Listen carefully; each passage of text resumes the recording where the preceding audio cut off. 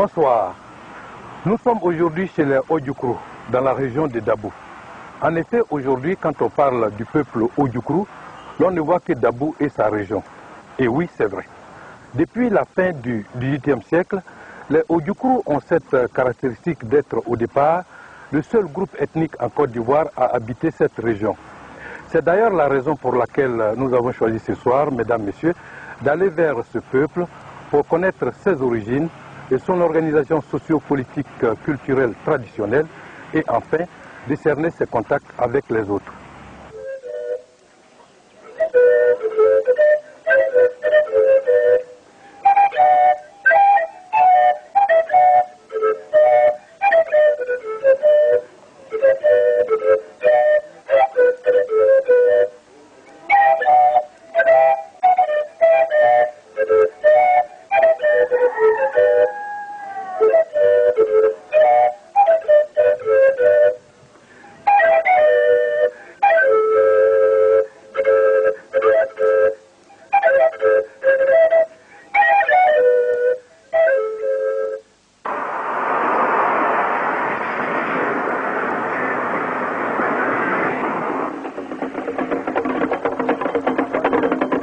Le pays Odjoukro dans son ensemble s'étend dans le sud-est de la Côte d'Ivoire. Ce pays s'inscrit dans un cadre géographique délimité au sud par la lagune Ébrié, à l'est par le fleuve Agnébi, à l'ouest par le fleuve Bandama, au nord par une série de forêts classées, les forêts de Kosre, de Bakanou et de Pébou. Sur le plan administratif, cette région coïncide, grosso modo, avec la sous-préfecture de Dabou, qu'encadre au sud la sous-préfecture de Jacquesville, à l'est, les sous-préfectures de Bergerville et d'Anyama, à l'ouest, celle de Grand Laou, et enfin, au nord, les sous-préfectures de Sikinsi et d'Agoville. D'après les hypothèses historiques, les Odjoukro constituent dans l'espace qu'ils occupent la troisième couche de population connue. Selon le professeur Aris Memel Foté, dans son ouvrage « Le système politique de l'Odjoukro », le mot l'Odjoukro désigne indivisément le pays, la société, la culture, l'ethnie Odjoukro. Son radical Odjoukro désigne l'homme appartenant à ce peuple, à cette société ou à cette culture. Agriculteurs et pour beaucoup en partie pêcheurs, tels sont les Odjoukro. Pour cette population de paysans vivant essentiellement dans les villages, Dabou, la capitale, est le seul véritable centre urbain. Simple débarcadère et centre commercial à l'origine, Dabou devint poste administratif à la fin du XIXe siècle. Le fort Faidherbe, Blocos en allemand, lui a donné son nom local de Brogos. Chef-lieu de cercle en 1896, chef-lieu de subdivision en 1903, Dabou passe chef-lieu d'une sous-préfecture en 1961, recouvrant l'ancien canton Odjoukro créé par la colonisation. La population Odjoukro présente quelques caractéristiques remarquables. En effet, la connaissance chiffrée de cette population reste incertaine. Mais, si l'on s'en tient à la moyenne en 1966, la population Odjoukro approcherait les 42 000 habitants, soit plus de 24 habitants au kilomètre carré. Les villages occupés par les Odjoukro sont au nombre de 30 et sont en général de dimension moyenne. Une autre caractéristique, c'est que les Odjoukro constituent dans la sous-préfecture de Dabou la population majoritaire. Après la présentation du pays et des hommes, deux questions viennent à l'esprit. D'où viennent les Odjoukro et comment sont-ils organisés sur le plan sociopolitique et culturel? Le peuple Odjoukro est parti des mêmes origines, des mêmes sites que les Baoulés, les Agnis et consorts. Nous sommes le village de Bot, l'un des plus vieux du pays Odjoukro. Nous faisons partie de la fédération de Boubouri. Nos origines sont situées au-delà du fleuve Bandama. C'est de là que nos aïeux ont quitté pour être sur cette terre. Et Diki Dida Sanonso, Armebe Dida Sanonso. La population d'Armebe vient du village de Liki, du pays d'Ida. Ils ont transité par Kosrou, où ils ont fondé un premier village. Et quand il y a eu des démêlés entre les villages de Kosrou et de Kiagba, sollicité pour trancher ce litige, Armebe a préféré confier cette affaire au village maire de Debrigny, qui en a fait son affaire. Tous les peuples que nous connaissons sont peuples ici et pas ailleurs avant d'être ici. Ils n'ont pas une origine, les Adjoukrous, comme je pense la plupart des peuples, ils ont multiples origines. Une des origines est l'origine occidentale, occident de la Côte d'Ivoire, de l'Ouest, région Bété-Dida, auxquelles ils sont alliés. Une autre origine est l'origine orientale, qui les fait apparenter aux Aladiens, au peuple de l'Est. Une autre origine, c'est l'origine septentrionale. Nous avons des fractions qui sont venues de Tiasalé, parmi les dernières migrations. Puis il y a, au-delà de ces diverses origines, il y a des infiltrations de lignage. Et donc, c'est cette multiple origine qui a donné, dans le long terme, naissance à ce qu'on appelle le peuple Adjoukrou, c'est-à-dire des groupes qui sont venus de différentes origines et qui, en cohabitant dans cet espace, ont une conscience commune, une langue commune, des institutions communes et qui s'appellent eux-mêmes l'Odjoukrou. Et cela est valable pour tous les peuples. Si vous prenez, bon, si nous parlons par exemple des Baoulés, mais les Baoulés, il n'y a pas de Baoulés en Ashanti, dans le Ghana ancien. Ils sont Baoulés ici, sur ce territoire, la Côte d'Ivoire. D'ailleurs, ils sont à partir du Komoué, n'est-ce pas? Ils changent et deviennent Baoulés. Voyez. Et beaucoup de peuples que nous sommes aujourd'hui ont évolué de cette façon, sont devenus. Donc c'est une particularité de cette terre, autour de la savane pour les Adjoukrous et pour les autres de cette terre qu'on appelle la Côte d'Ivoire. C'est ici qu'ils sont ce qu'ils sont maintenant. Pourquoi les Adjoukrous ont quitté leur lieu d'origine?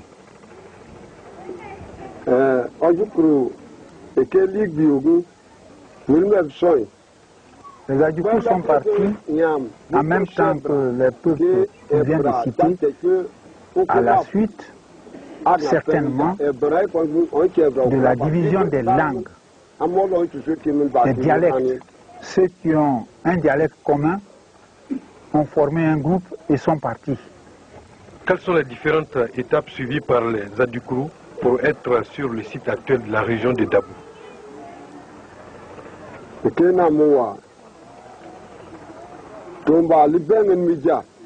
Partis donc de ces contrées, les Adjoukrous ont transité par le pays d'Ida actuel.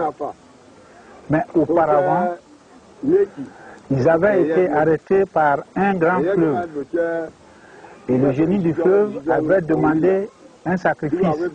Évidemment, dans l'ancien temps, un sacrifice humain. Quand le chef guerrier et le sacrificateur ont voulu prendre leur fils, leurs femmes se sont opposées. Ils se sont alors saisis de leurs neveux. C'est pourquoi les Adjoukrous sont encore sous l'emprise de l'héritage style matriarcat. Maintenant, ils ont transité par le pays d'Ida, dans leur avancée. Et se sont successivement arrêtés à Kosrou actuel,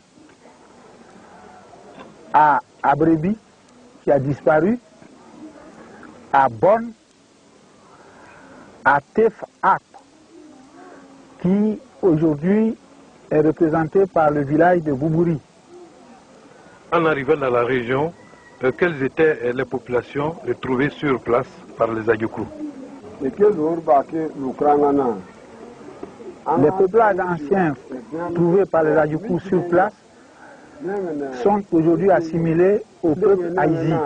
Il s'agit des villages de Alaba et de Atoutou A. Dans les traditions que nous connaissons, les peuples antérieurs sont occultés, comme tous les peuples immigrants. Mais l'analyse montre que sûrement il y avait des groupes, des petits groupes qui étaient installés, qu'ils ont assimilés, qu'ils ont incorporés. Puis ils ont trouvé de façon très nette les populations qui existaient déjà à l'est, comme les Tchamas.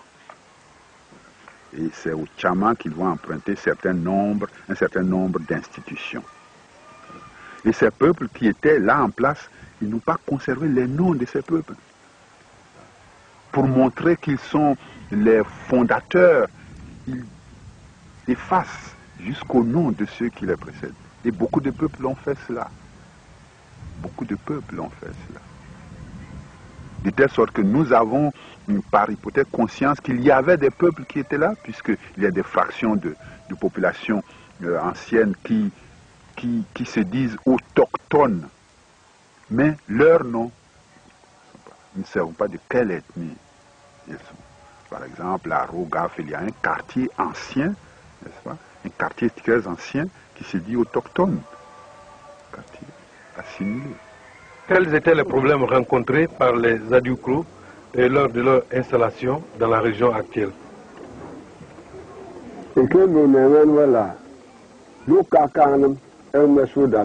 Aucun problème ne s'était posé apparemment, parce que leurs activités étaient diamétralement opposées. Ces peuplades s'occupaient plutôt des pêches et les Adjoukrous étaient des sédentaires agriculteurs. Donc il n'y avait pas de dualité, ils ont vécu en bonne conscience et ça s'est avancé comme ça. Il y a deux types de difficultés. Difficultés d'ordre naturel et difficultés d'ordre humain. Difficultés d'ordre naturel, cette région était une région très giboyeuse. Il y avait ici des éléphants, il y avait ici des fauves. Donc il fallait conquérir cette nature. Il fallait disposer de force pour conquérir cette nature. Et c'est l'une des raisons pour lesquelles ils vont se réorganiser. Car un groupe humain qui se sent faible doit imaginer des institutions de renforcement et concevoir une philosophie de la force pour précisément accomplir ces tâches d'appropriation de la nature. Du point de vue humain, ils ont rencontré ces populations dont je parlais tout à l'heure à l'est, que sont les Tchamas. Les Tchamas sont organisés militairement déjà. Et pas, eux aussi, ils le sont devenus. Ils se sont organisés militairement, mais en fonction de populations antérieures à eux, auxquelles ils ont emprunté l'institution des classes d'âge. Et donc, les Adjoukrous ont emprunté aux Tchamas une institution que les Tchamas ont empruntée à leurs prédécesseurs. Les Tchamas qui sont les Hébriers. Les Hébriers. Et les classes d'âge. Donc, ce sont les deux types d'obstacles. Beaucoup plus tard, vers le XVIIIe siècle, ils ont eu à affronter le royaume de Tchassalé, installé par les Baoulés à la fin du XVIIIe siècle. Il faut à la fois coopérer avec les populations qui les entourent et en même temps se battre contre eux pour occuper l'espace. L'espace lagunaire, l'espace terrestre. Voilà les deux types de difficultés. Quelles étaient les relations qui existaient entre les Adjoukrous et les autres voisins?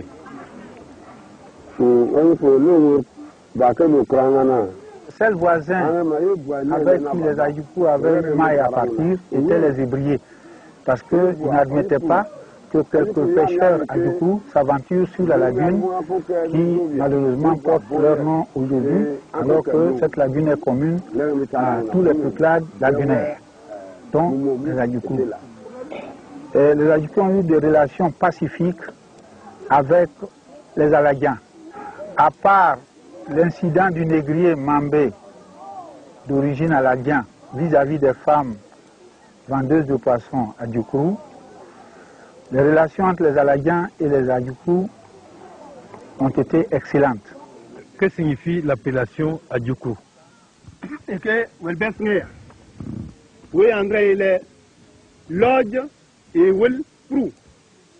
Dans les péripéties de la traversée des peuples Adjoukrous, des tribus Adjoukrous vers les terres présentes, un couple avait une épouse malade. Et quand le groupe se déplaçait, on laissait la malade derrière. On venait reconnaître les terres avant que son mari n'aille les chercher. Ainsi de suite, ils sont tombés dans un endroit. Le mari s'est aperçu qu'à son dernier retour, son épouse a été guérie par un être extraordinaire. Ici, on attribue à un génie bienfaiteur de la brousse. Il a apporté la nouvelle à ses pères pour dire que sa femme Lodj a été guérie brusquement. Ça a amené des discussions au sein du groupe qui, à son départ, n'avait pas un nom précis. Et après des palabres et des conseils, les chefs de clan ont décidé que les groupes qui avaient passé le bandement, comme il a dit tout à l'heure, s'appelleraient du nom de cet événement qui consiste en la guérison brusque de cette dame qui était malade depuis. La dame s'appelle donc Lodj et sa guérison brusque, Prou. Ewel Prou. Guérison brusque. D'où Lodj Ewel Prou. C'est le nom ancien des Adjoukrous. Et c'est dans le parler, à travers les temps, qui a apporté la déformation linguale de l'Adjoukrou.